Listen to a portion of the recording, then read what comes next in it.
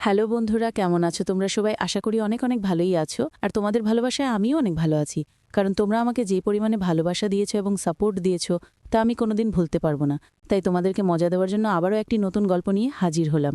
গল্পটি শোনার মতো, আশা করি তোমাদের দাঁড়িয়ে যাবে এবং তোমরা হাতের কাজ করতে সবাই হেডফোন নিয়ে বসে যাও। যদি আমার গল্প শুনে মজা পাও তাহলে অবশ্যই আমার চ্যানেলটি সাবস্ক্রাইব করবে। তো চলো বন্ধুরা, আমরা কথা না বাড়িয়ে আসল গল্পে চলে যাই। 10 বছর ধরে বিবাহিত হওয়ার পরেও আমার কোনো সন্তান ছিল না। আমার স্বামী যখন অন্য শহরে যেতেন তখন আমার স্বামীর বড় ভাই বলতো, বৌদি এটা একটা অন্যরকম লাড্ডু, 7 দিন ধরে এটি খেলে দাদা আসার সাথে সাথেই তুমি মা হয়ে যাবে। আমি সেই লাড্ডুগুলি খেয়ে নিয়েছিলাম এবং আমার একটি সন্তান হয়েছে। সন্তানটি এই পৃথিবীতে আসার সময় আমার স্বামীর বড় ভাই আওয়াজ করে বলেছিল যে এই শিশুটি তার। আর যখন টেস্ট করা হয় তখন যেন আমার পায়ের তলা থেকে মাটি বেরিয়ে আসে, কারণ ওই শিশুটি আমার। আসলে কি নাম? আমি অনেক সুন্দরী ছিলাম এবং আমি এমন একটি বাড়িতে বিয়ে করেছিলাম যেখানে শুধু আমার স্বামী এবং আমার স্বামীর বড় ভাই থাকত। আমার শ্বশুর বাইরের একটি শহরে ছিলেন। এরা অনেক ধনী ছিল, আমার শাশুড়িও ছিল না। আগে আমি অনেক খুশি ছিলাম যে এই বাড়িতে কোনো শাশুড়ি নেই, আমার স্বামীর কোনো বোনও নেই। কিন্তু আমি বুঝতে পেরেছিলাম যে এখানে বসবাস করা অনেক কঠিন, কারণ এই বাড়িটা ছিল শুধুই ছেলেদের ঘর, আর আমি তাই কাউকে মনের কোনো কথাই বলতে পারতাম না। আমার স্বামীও অনেক সিরিয়াস ছিল। আমার বাবা মাও আমাকে বিয়ে দেওয়ার পরে এই দেশ ছেড়ে চলে গেল, কারণ তারা এখানে এসেছিল শুধুমাত্র আমাকে বিয়ে দেওয়ার জন্য। আমরা আগে বিদেশে থাকতাম। আমার বাবা মা চেয়েছিল আমি পাকিস্তানে থাকি, যাতে আমি এখানকার মাটির কাছাকাছি থাকতে পারি। আমি গরিব তো হয়েই গিয়েছিলাম, কিন্তু অনেক চিন্তিত ছিলাম। এই সমস্যার কারণে তখনও পর্যন্ত আমার কোনো সন্তান হয়নি। ডাক্তাররা বলতো, আপনার শরীরে ভিটামিনের অভাব, কারণ আপনি দুঃখী থাকেন সব সময়। আপনার পরিবেশ পরিবর্তন করুন, কোথাও থেকে ঘুরে আসুন, এমন কাজ করুন যা আপনাকে খুশি করবে। কিন্তু আমার স্বামী এমন একটা কাজ করত যে একদিনের জন্য সে ছুটি নিতে পারত না। আর যে আমার সাথে কথা বলতো সে আর কেউ না, সে ছিল আমার স্বামীর বড় ভাই। আমারই বয়সী ছিল, আর সে দেখতে অনেক সুন্দর ছিল। আমার স্বামীর তুলনায় সে একজন ভালো মানুষও ছিল, হাসি মজা করত, কিন্তু তার একটা নিজস্ব পৃথিবী ছিল যেখানে সে আমার জন্য সময় দিতে পারত না। সে ইউনিভার্সিটিতে চলে যেত, সেখানে বন্ধুদের সময় দিত কিংবা ফোন নিয়ে ব্যস্ত থাকত। আমি ভাবতাম কখন সে ফ্রি হয়ে এসে আমার সাথে কথা বলবে, তাহলে আমার সময় ভালোই পার হবে। অনেক ভালো কথা বলতো সে। তার নাম ছিল হামাদ। মাঝে মাঝে আমরা ঠিক করতাম সে কিছু খাবার নিয়ে এসে আমরা খেতাম, আমরা অনেক গল্প করতাম। এইভাবেই সময় ভালোই পার হয়ে যেত আমাদের। আমার স্বামীও এই ব্যাপারটা জানত। আমার স্বামী বলতো তার ভাইয়ের থেকে কিছুটা দূরে থাকতে। আমি বলেছিলাম যে সে তো অপরিচিত নয়, সে এই বাড়িতেই থাকে। আমি আমার স্বামীকে বলতাম যে আমি তার সাথে কথা বলি না, কিন্তু বাস্তবে আমরা একে অপরের সাথে কথা বলতাম এবং আমাদের জীবন এইভাবেই চলছিল। আমার বিয়ের পরে অনেক বছর পার হয়ে গেছে, 10 বছর হয়ে গেছে, কিন্তু আমার এখনও একটাও সন্তান হয়নি। কিন্তু ডাক্তার বলেছে আপনার বেশি একটা সমস্যা নেই, আপনার সন্তান হতে পারে। ডাক্তার আমাকে বললেন আজই আপনার স্বামীর সাথে কথা বলুন, যাতে তিনি আপনার পরিবেশ পরিবর্তন করতে পারেন, আপনাকে একটি শান্তিপূর্ণ জায়গায় নিয়ে যান। কিন্তু যখন আমি আমার স্বামীকেই কথাটি জানালাম, আমার স্বামী আমাকে একটি নতুন খবর শোনালো। সে বলল যে আমাকে কাজের জন্য অন্য শহরে যেতে হবে এবং আমি সেখানেই থাকব। 9 বা 10 মাসের জন্য হতে পারে। সে যখন এই কথা বলল তারপরে আমি কি বলবো, কারণ এটাই ছিল আমার স্বামীর শেষ কথা। সে একবার যা বলে তো সেটাই করত। আমি বললাম ঠিক আছে, আমি তোমার জিনিসপত্র প্যাক করে দিচ্ছি। আমার স্বামী শহরের বাইরে চলে গেলেন এবং তখন আমি বাড়িতে একা থাকতাম। কিন্তু তখনই আমার স্বামীর বড় ভাই আমাকে এমন কিছু বলেছিলেন যা আমাকে অবাক করেছিল। কিন্তু যাওয়ার সময় আমার স্বামী আমাকে বলে, আমি দোকানদারকে বাড়ির নম্বর দিয়েছি, তোমার যদি কোনো কিছুর প্রয়োজন হয় তবে দোকানে ফোন করে দিলে সেই জিনিসগুলো বাড়িতে পৌঁছে যাবে। আমি বললাম জিনিস অর্ডার করার কি দরকার, হামাদ নিয়ে আসতে পারবে। তখন আমার স্বামী বলেছিলেন তোমাকে তার কাছে কিছু চাইতে হবে না, এমনকি তার সাথে কথাও বলতে হবে না। সে তার কাজ করুক, তুমি নিজের কাজ করো। এমনকি ওর জন্য রান্না করারও দরকার নেই, ও বাইরে থেকে খাবে। আমি বললাম তোমার কি হয়েছে? সে বলল আমি তোমার স্বামী, আর তাই আমি যা বলছি তাই তোমাকে করতে হবে। আমি বললাম কিছু কি হয়েছে? সে বলল না, তেমন কিছুই না। আমি শুধু তোমাকে বলে দিলাম যে ওর থেকে দূরে থাকবে। আমার এক কাকিমা বাইরে চলে গেছেন, যখন তিনি ফিরে আসবেন তখন তিনি তোমার সাথে থাকতে আসবেন। তোমার খেয়াল রাখবেন উনি, আর তোমার ভয় করবে না একটুও। আশ্চর্য ব্যাপার হলো আমার স্বামী যাওয়ার আগে আমার স্বামীর বড় ভাইয়ের সাথে দেখাও করেনি। হয়তো ভাইদের মধ্যে কিছু লাগের কারণ ছিল, কিন্তু এমন তো কখনো হয়নি। কারণ আমার স্বামীর বড় ভাই একদিন আমার জন্য একটি লাড্ডু নিয়ে এলো।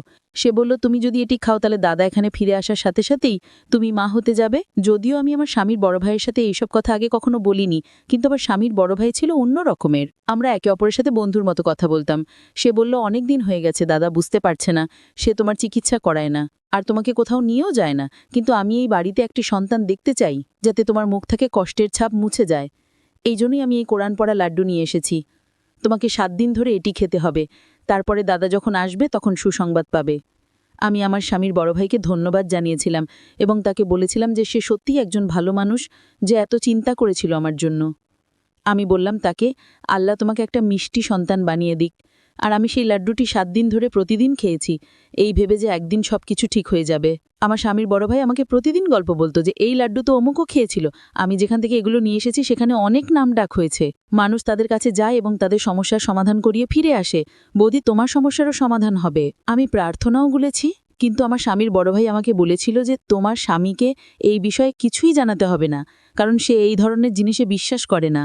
আর যদি দাদা জানতে পারে যে এই লাড্ডুগুলো আমি তোমাকে দিয়েছি, তাহলে আমাকে শেষ করে ফেলবে।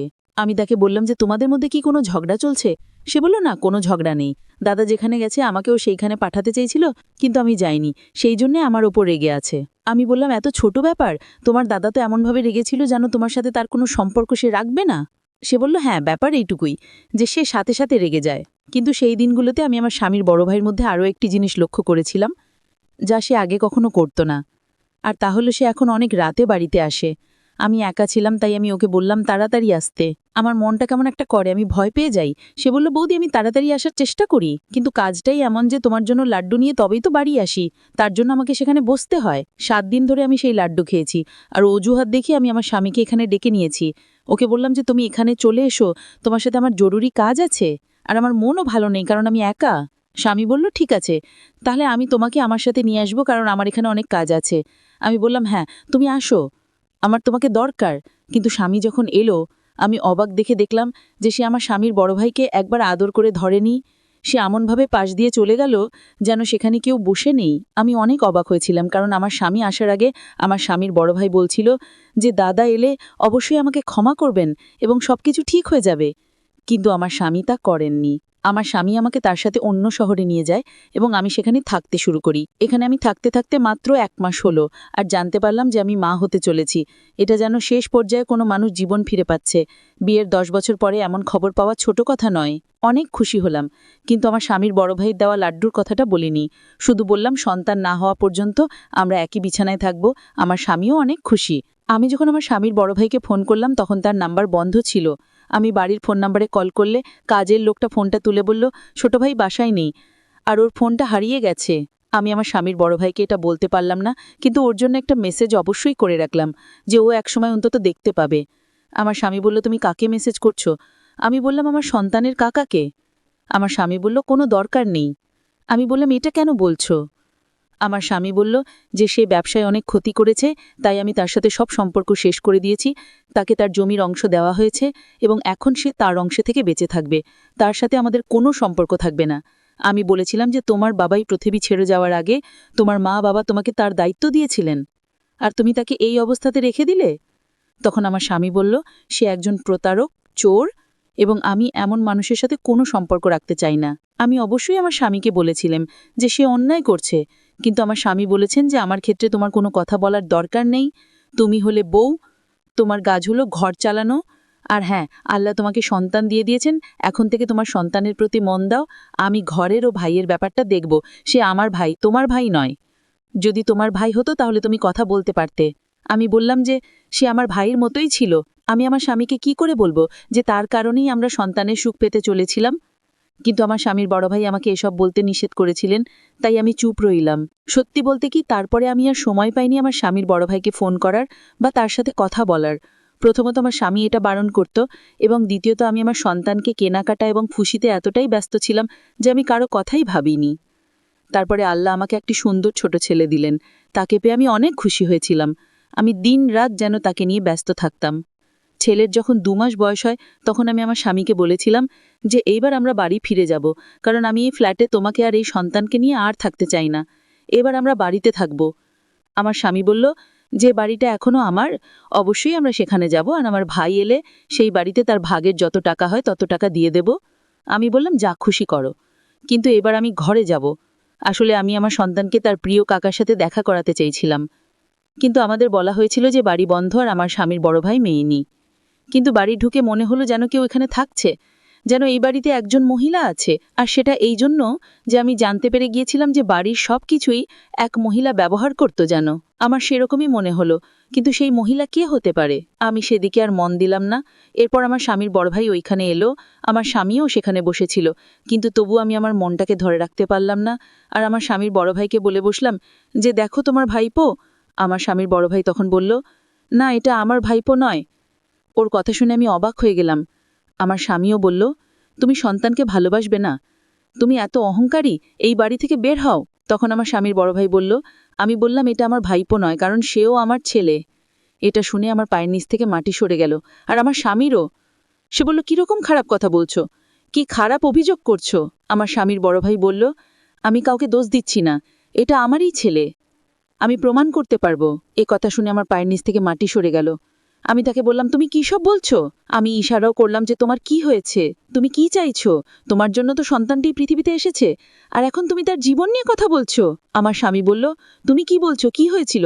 আমি যখন এখানে ছিলাম না তখন কি হয়েছিল? আমি আমার স্বামীকে সব খুলে বলেছিলাম। এমন কিছু হয়নি, আমি মাত্র 7 দিন তার আনা লাড্ডু খেয়েছি,